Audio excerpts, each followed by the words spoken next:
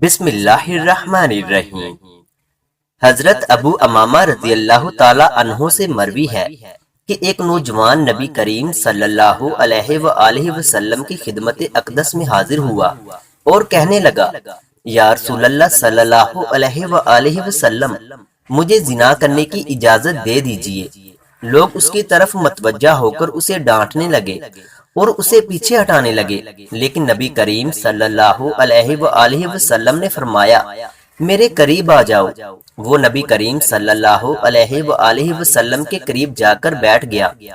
نبی کریم صلی اللہ علیہ وآلہ وسلم نے اس سے پوچھا، کیا تم اپنی والدہ کے حق میں بدکاری کو پسند کرو گے؟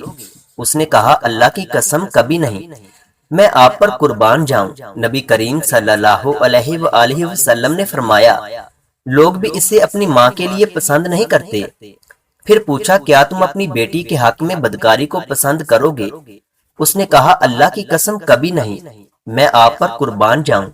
نبی کریم صلی اللہ علیہ وآلہ وسلم نے فرمایا، لوگ بھی اسے اپنی بیٹی کے لیے پسند نہیں کرتے۔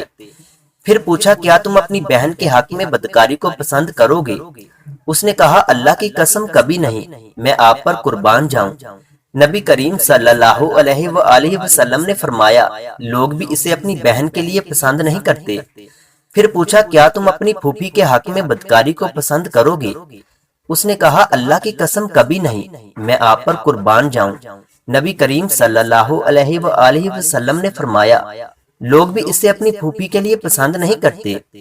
پھر پوچھا، کیا تم اپنی خالہ کے حق میں بدکاری کو پسند کرو گے؟ اس نے کہا، اللہ کی قسم کبھی نہیں، میں آپ پر قربان جاؤں۔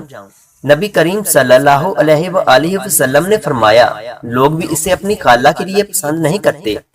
پھر نبی کریم صلی اللہ علیہ وآلہ وسلم نے اپنا دست مبارک اس کے جسم پر رکھا اور دعا کی کہ اے اللہ، اس کے گناہ معاف فرما، اس کے دل کو پاک فرما اور اس کی شرمگاہ کی حفاظت فرما۔ راوی لکھتے ہیں کہ اس کے بعد اس نوجوان نے کبھی کسی کی طرف توجہ بھی نہیں کی۔